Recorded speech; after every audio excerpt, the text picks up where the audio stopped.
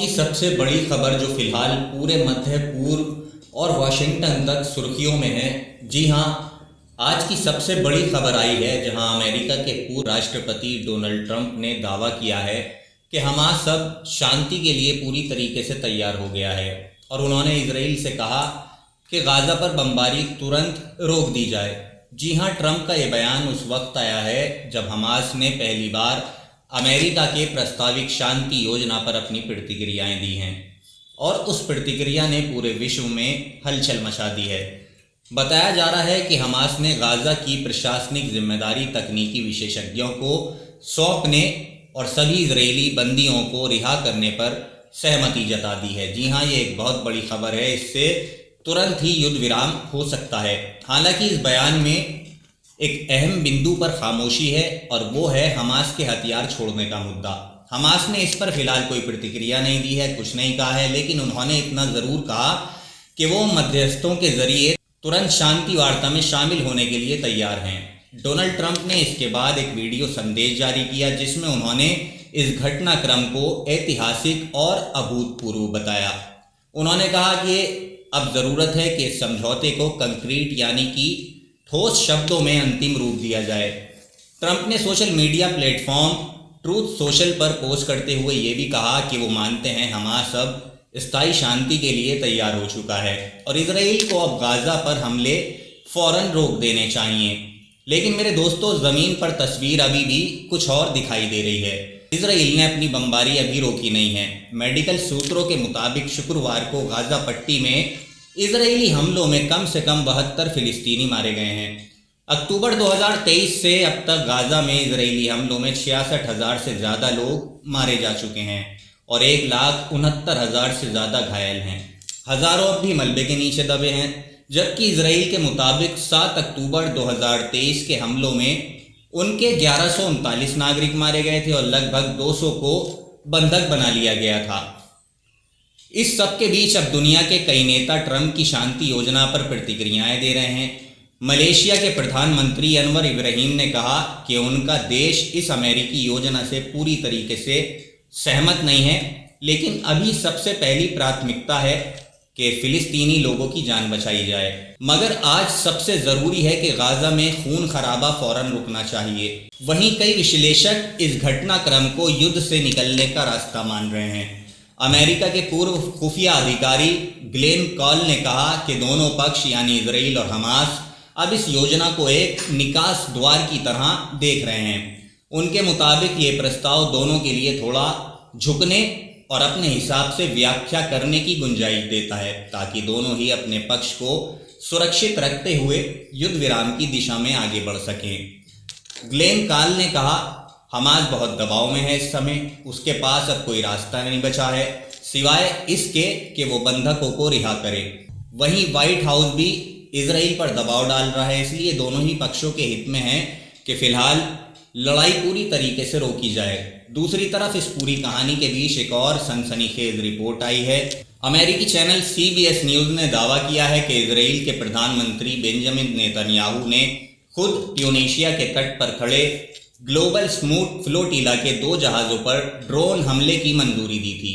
अमेरिकी खुफिया सूत्रों के हवाले से बताया गया कि इजरायली सेना ने एक पनडुब्बी से ड्रोन लॉन्च किए जिन्होंने आग लगाने वाले हथियार 2 विदेशी झंडों वाले जहाज़ों पर गिराए। हालांकि किसी की जान नहीं गई, लेकिन यह हमला अंतर्राष्ट्रीय कानून के मुताबिक साफ तौर पर अवैध माना जा रहा है। बताया जा रहा है कि ये जहाज़ गाजा में खाने पीने का सामान ले जा रहे थे, कुछ दवाइयाँ ले जा रहे थे। इन जहाज़ों में सैकड़ों शांति कार्यकर्ता और मानवाधिकार कार्यकर्ता सवार थे। ये घटनाएं ये दिखाती हैं कि भले ही शांति की बात हो रही हो, मगर ज़मीनी स्तर पर अब भी हालात गाजा में बेहद नाजुक बने हुए हैं, बेहद जटिल हैं। इस बीच अमेरिका में सलाहकार कह रहे हैं कि इस पूरी शांति प्रक्रिया की सफलता अब व्हाइट हाउस के दबाव पर निर्भर करेगी, यानी ट्रंप प्रशासन इजराइल को कितनी सख्ती से कह पाता है कि गाजा पर सैन्य अभियान फौरन रोका जाए। रिपोर्टर जॉर्डन ने वॉशिंगटन से बताया कि इस योजना की असली कुंजी भी यही है कि अमेरिकी प्रशासन इजरायली सेना को तुरंत रोक सकता है या नहीं। उन्होंने कहा, राष्ट्रपति ट्रंप ने भी अपने बयान में यही इशारा किया कि जब तक दोनों पक्ष अपने हथियार नहीं डालते तब तक किसी भी बंदी की रिहाई या किसी सहायता अभियान की शुरुआत संभव नहीं है।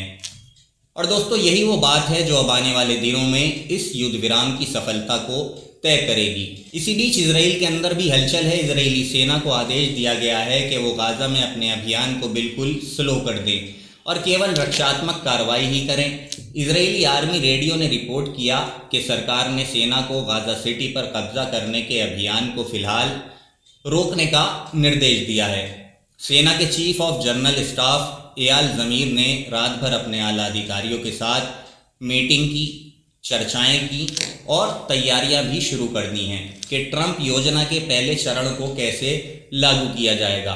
सेना ने कहा कि राजनीतिक आदेश के अनुसार पहले चरण की तैयारी लगभग शुरू हो गई है ताकि बंधकों की रिहाई सुनिश्चित की जा सके।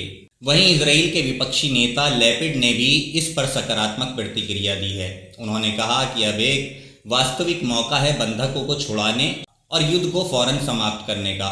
उन्होंने सरकार से आग्रह किया कि इस मौके को हाथ से जाने ना दें और ट्रंप द्वारा शुरुआत की गई चर्चाओं में औपचारिक रूप से शामिल हों।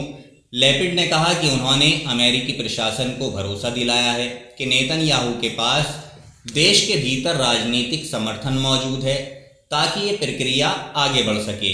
दूसरी ओर इजराइल में कुछ जनता का एक तबका भी अब युद्ध से पूरी तरीके से थक चुका है। सीमावर्ती इलाकों में इजरायली नागरिकों ने प्रदर्शन किया, सैनिकों को गाजा में दाखिल होने से रोकने की कोशिशें भी की गईं और गाजा के नाकेबंदी तोड़ने वाले मानवीय काफिले पर हुए हमलों के खिलाफ नारे लगाए। रिपोर्टर्स के अनुसार इजरायली नौसेना ने बुधवार से अब तक 40 से ज़्यादा सहायता नौकाओं को रोका है और 500 से ज़्यादा अंतर्राष्ट्रीय कार्यकर्ताओं को हिरासत में लिया है। ये विरोध अब इजराइल के भीतर भी विभाजन को पूरी तरीके से दिखा रहा है। एक तरफ सुरक्षा और बदले की भावना, दूसरी तरफ थके हुए नागरिक जो सिर्फ युद्ध विराम को चाहते हैं। अंतर्राष्ट्रीय स्तर पर भी प्रतिक्रियाएं तेज हो गई हैं।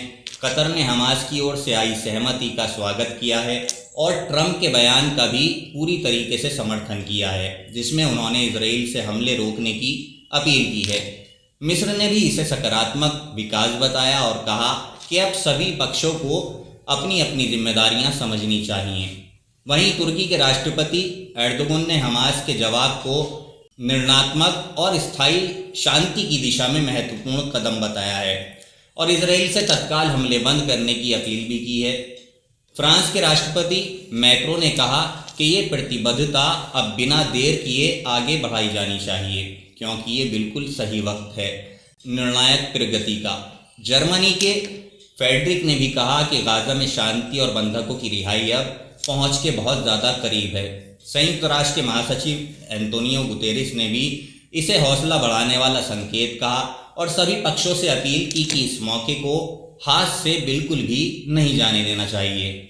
उधर इटली की प्रधानमंत्री मेलोनी ने कहा कि वो ट्रंप के प्रयासों को पूरी तरीके से सपोर्ट करती हैं, उनका समर्थन करती हैं और अब सभी की प्राथमिकता युद्ध विराम और बंधकों की रिहाई सबसे अहम सवाल है। ब्रिटेन के प्रधानमंत्री कीयर स्टारमर ने भी कहा कि हमास का अमेरिकी योजना को स्वीकारना एक बहुत बड़ा कदम हो सकता है और इसमें मतलब इस कदम ने हमें पहले से कहीं ज़्यादा शांति के करीब लाकर खड़ा कर दिया है।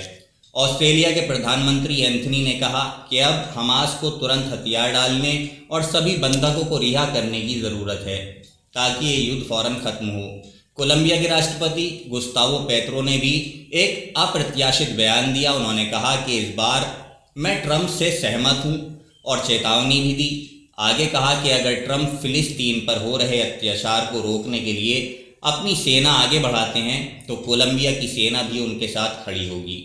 ये बयान अंतर्राष्ट्रीय स्तर पर हैरानी और समर्थन दोनों का कारण बना है। यानी दुनिया की नज़रें अब एक बार फिर से वॉशिंगटन और तेल अवीव के बीच चल रही बातचीत पर टिकी हुई हैं। क्या ट्रंप वाकई इस युद्ध को रोक पाएंगे? क्या नेतन्याहू अपनी पुरानी नीति से पीछे हटेंगे? और क्या हमास सच में हथियार डालने की दिशा में कोई ठोस कदम उठाता दिखेगा? इन सवालों के जवाब अगले कुछ दिनों में, हो सकता है अगले कुछ घंटों में सामने आ जाएं, लेकिन इतना तय है कि आज की तारीख में ये घटनाक्रम पिछले 1 साल से जलते गाजा के लिए उम्मीद की नई किरण बन सकता है। तो अब सवाल उठता है कि ट्रंप की ये शांति योजना आखिर है क्या, और इसमें ऐसा क्या है जिसने हमास को पहली बार बातचीत के लिए राजी कर दिया है। सूत्रों के मुताबिक आपको बता दूं, 20 बिंदु योजना में पहला चरण है तत्काल युद्ध विराम हो, गाजा में मानवीय सहायता का प्रवेश हो और बंधकों की रिहाई हो। दूसरा चरण है गाजा की अस्थायी प्रशासनिक जिम्मेदारी एक संयुक्त फिलिस्तीनी तकनीकी समिति के हवाले करना, जो ना तो हमास की होगी और ना ही फिलहाल इजराइल की होगी। तीसरा चरण भी आपको बता दूं, तीसरे चरण में अंतर्राष्ट्रीय निगरानी में धीरे धीरे गाजा का पुनर्निर्माण प्रक्रिया शुरू करना। इस योजना के अंतर्गत अमेरिका, कतर, मिस्र, सऊदी अरब जैसे देश मध्यस्थ की भूमिका में होंगे। हालांकि इस प्रस्ताव में हमास के निरस्त्रीकरण यानी कि हथियार डालने के मुद्दे पर कोई ठोस समय सीमा नहीं दी गई है, और शायद ये वही बिंदु है जिस पर अब आगे की बातचीत टिकी होगी। यही वजह है कि विश्लेषक इसे अभी फिलहाल एक शुरुआत भर मान रहे हैं, ना कि अंतिम मंजिल। रिपोर्टर्स के मुताबिक ट्रंप प्रशासन ने पिछले कुछ हफ्तों में पर्दे के पीछे बेहद सक्रिय कूटनीति कोशिश की। उन्होंने कतर और तुर्की के माध्यम से हमास तक संदेश पहुंचाया और सऊदी अरब, मिस्र और जॉर्डन से समर्थन हासिल किया। इसके बाद ही ये बयान आया है कि हमास अब मध्यस्थों के जरिए बातचीत के लिए पूरी तरीके से तैयार हो गया है। अमेरिकी खुफिया हलकों का मानना है कि गाजा में लगातार बढ़ते जनसंहार और मानवीय संकट ने हमास को रणनीतिक बदलाव के लिए मजबूर कर दिया है। वहीं दूसरी तरफ इजराइल के अंदर भी नेतन्याहू पर दबाव बढ़ता जा रहा है। 11 महीने से जारी युद्ध ने अर्थव्यवस्था को बिल्कुल कमज़ोर कर दिया है, और जब देश के भीतर से ही आवाज़ें उठने लगी हों कि कितनी और जिंदगियां अभी कुर्बान करनी होंगी, वहीं अंतर्राष्ट्रीय मंच पर भी अमेरिका को आलोचना झेलनी पड़ रही है। संयुक्त राष्ट्र में कई बार प्रस्ताव लगाए गए कि गाजा में युद्ध विराम हो, लेकिन अमेरिका ने वीटो का इस्तेमाल कर उन्हें रोक दिया। अब जब ट्रंप खुद पहल कर रहे हैं तो कुछ विशेषज्ञ इसे उनकी राजनीतिक वापसी का हिस्सा मान रहे हैं।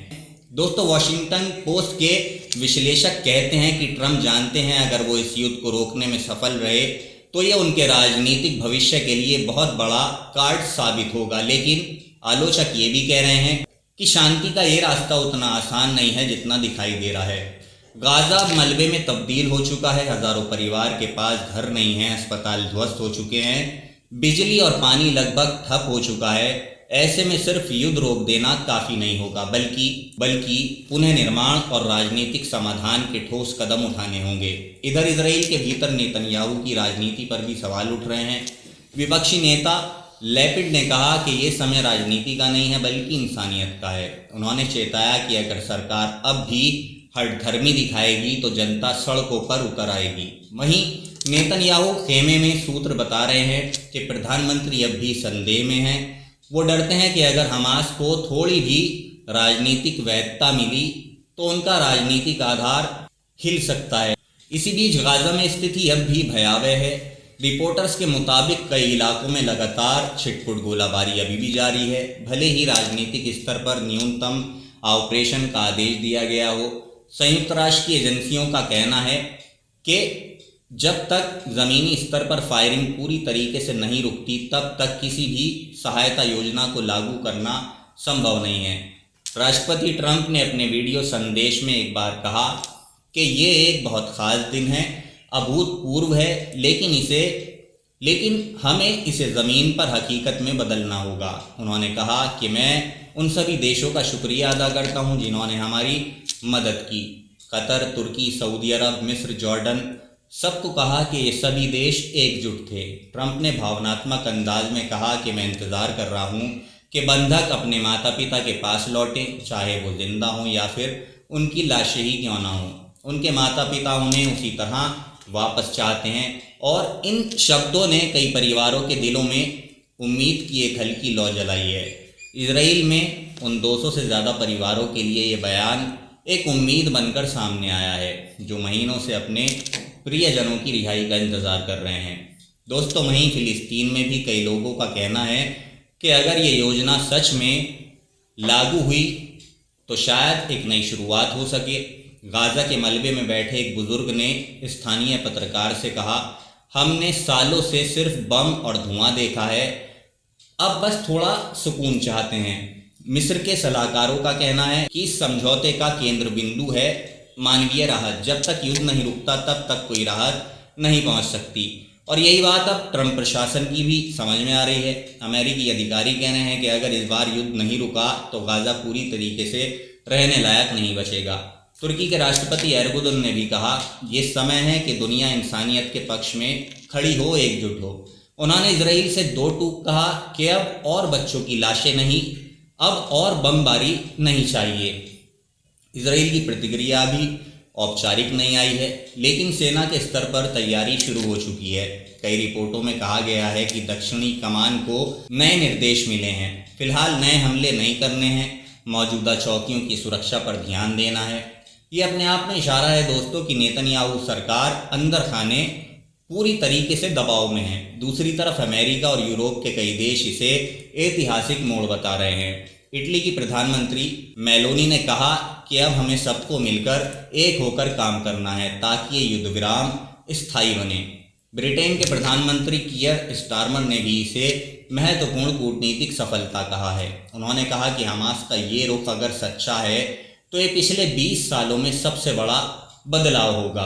ऑस्ट्रेलिया के प्रधानमंत्री एंथनी अल्बनीज ने कहा कि दुनिया अब थक चुकी है, इस हिंसा से पूरी तरीके से ऊब चुकी है, अब वक्त आ गया है कि हथियार नीचे रखे जाएं। वहीं कोलंबिया के राष्ट्रपति गुस्तावो पेत्रो के बयान ने कई लोगों को चौंका दिया है। उन्होंने कहा, अगर ट्रंप सच में गाजा पर हो रहे अत्याचार को रोकने के लिए कदम उठाते हैं तो कोलंबिया की सेना उनके साथ खड़ी होगी। ये एक तरह से नैतिक समर्थन भी है, लेकिन राजनीतिक संकेत बहुत गहरे हैं दोस्तों। इस बीच संयुक्त राष्ट्र महासचिव एंटोनियो गुतेरेस ने कहा, दुनिया को अब और खून खराबा नहीं देखना चाहिए। उन्होंने सभी पक्षों से अपील की कि ये सही समय है शांति की ओर आगे बढ़ने का। रिपोर्टर्स के मुताबिक आने वाले 48 घंटे बेहद अहम होंगे। पहले चरण के तहत सभी सैन्य कार्रवाइयाँ रोकी जानी हैं और मानवीय सहायता की गाड़ियाँ मिस्र की सीमा से गाजा में प्रवेश करेंगी। अमेरिकी, मिस्र और कतरी अधिकारी इस पर निगरानी रखेंगे। अगर ये चरण सफल रहता है तो दूसरे चरण में गाजा के प्रशासनिक ढांचे की पुनः स्थापना की प्रक्रिया शुरू होगी, जिसमें फिलिस्तीनी प्राधिकरण के कुछ अधिकारी भी शामिल हो सकते हैं। कुल मिलाकर तस्वीर ये है कि दुनिया के सबसे लंबे और सबसे बड़े संघर्ष में से एक अब शायद अपने किसी ठहराव की ओर आगे बढ़ रहा है। ये कहना अभी जल्दबाजी होगी कि शांति फौरन हो जाएगी, लेकिन इतना ज़रूर कहा जा सकता है कि आज पहली बार दोनों पक्षों के शब्दों में विगल रूम यानी कि लचीलापन दिखाई दिया है और यही किसी भी संघर्ष के अंत की शुरुआत होती है। ग्लेन काल जैसे पूर्व अधिकारी इसे सफलता की शुरुआत बता रहे हैं। उनका कहना है कि अगर बंधक रिहा हो जाते हैं और कुछ दिन गोलाबारी बंद हो जाती है तो वही आगे चलकर स्थायी युद्ध विराम में बदल सकता है। दोस्तों, वहीं अमेरिका में कई सलाहकार कह रहे हैं कि ये अब पूरी तरह ट्रंप के हाथ में है। क्या वो इजराइल पर इतना दबाव डाल पाएंगे कि गाजा की बमबारी फौरन रुक जाएगी? अगर हाँ तो ये उनकी सबसे बड़ी कूटनीतिक जीत मानी जाएगी, यानी कि ट्रंप की। दुनिया ने पिछले 1 साल से जो खून, मलबा और मातम देखा है, उसके बाद आज जब शांति शब्द फिर से सुर्खियों में आया है तो ये अपने आप में एक बड़ी उम्मीद जगाता है। कतर से लेकर काहिरा तक, पेरिस से लेकर लंदन तक, आज राजधानियों में यही चर्चा हो रही है कि क्या ये सच में अंत की शुरुआत हो रही है, शांति की शुरुआत हो रही है। गाजा की सड़कों पर अब भी हालांकि धुआं उठ रहा है, लेकिन उसके बाद एक धुंधली सी उम्मीद ज़रूर झलकने लगी है। ट्रंप ने अपने वीडियो के अंत में कहा, हर देश चाहता है कि युद्ध खत्म हो और अब हम भी इसके बहुत करीब हैं। क्या वाकई दुनिया करीब तक पहुंच पाएगी? क्या इस बार इतिहास खुद को दोहराएगा या फिर बदलेगा? ये सवाल आने वाले दिनों में तय करेगा कि गाजा का आसमान फिर से नीला होगा या धुआं ही उसकी पहचान बनेगा। फिलहाल सारी नज़रें वाशिंगटन, तेल अवीव और गाजा पर टिकी हुई हैं। इतिहास एक बार फिर सांसें थामे खड़ा है कि क्या सच में इस बार शांति जीत पाएगी। तो दोस्तों, फिलहाल मुझे इजाज़त दीजिए, जल्द मुलाकात होगी एक नई अपडेट के साथ। तब तक आप अपना ख्याल रखें। धन्यवाद। जय हिंद।